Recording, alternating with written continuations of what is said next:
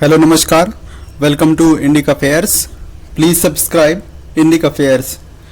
मैंने कुछ दिन पहले एक वीडियो बनाया था जिसमें बताया था कि टर्की इतिहास में पहली बार भारत से 50,000 मीट्रिक टन गेहूं इंपोर्ट करेगा।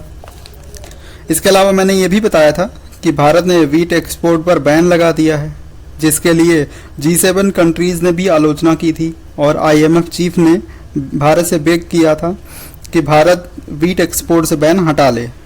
उस वीडियो में मैंने ये भी बताया था कि government to government wheat export होता रहेगा। तो अभी न्यूज़ ये आ रही है कि टर्की ने इंडिया का वीट रिजेक्ट कर दिया है, ये कहकर कि फाइटोसैनिटरी की वजह से। फाइटोसैनिटरी का मतलब होता है प्लांट्स के लिए, सैनिटरी का मतलब होता है मनुष्य के लिए। तो मतलब ये हुआ कि टर्की ने कहा है कि गेहूं में बीमारी थी, इसीलिए वो शिपमेंट वापस कर रहे हैं। अब अगर क्वालिटी की बात करें तो मिस्र को भी भारत से वीट खरीदना था और उनकी एक टीम भारत आई थी, उनका एक डेलीगेशन आया था भारत में, और उन्होंने क्वालिटी चेक किया और उससे संतुष्ट होकर ही ऑर्डर किया था। तो अगर क्वालिटी का इशू होता तो इजिप्ट भी ऑर्डर क्यों करता।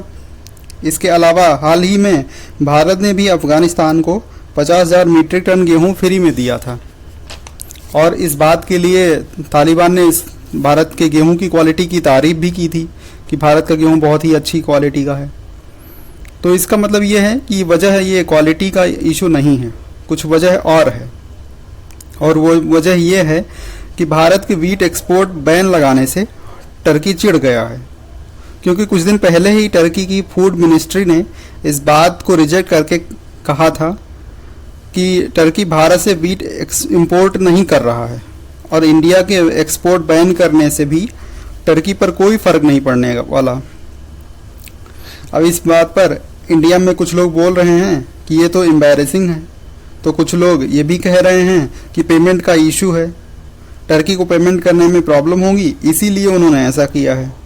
हो सकता है कि उनकी सरकार ने अपने लोगों को ये कहा हो कि क्वालिटी इशू लगाकर जो शिपमेंट है उसको रिटर्न कर दो।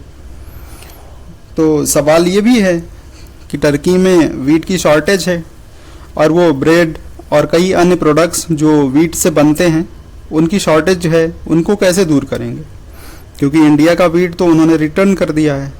तो इसका जवाब है कि टर्की रशिया और यूक्रेन से बात कर रहा है कि एक ग्रेन एक्सपोर्ट कॉरिडोर बनाते हैं जिससे कि एक्सपोर्ट शुरू हो सके।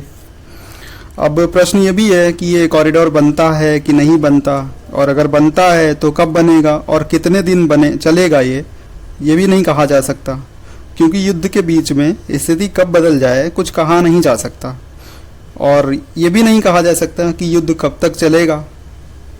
तो अगर ये कॉरिडोर नहीं बनता है तो टर्की की गवर्नमेंट इंडियन गवर्नमेंट से बात करके इंपोर्ट कर सकते हैं।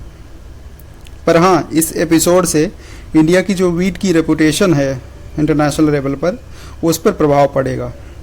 अब जो भी कंट्रीज़ परचेज़ करने के लिए आएंगे वो क्वालिटी चेक को ख़ास तौर पर देखेंगे, और दुनिया भर में गेहूं की बहुत शॉर्टेज है तो बायर्स की कमी नहीं है। ऑलरेडी कई ऐसे देश हैं जो बातचीत कर रहे हैं भारतीय गवर्नमेंट से, वीट परचेज़ करने में इंटरेस्टेड हैं वो।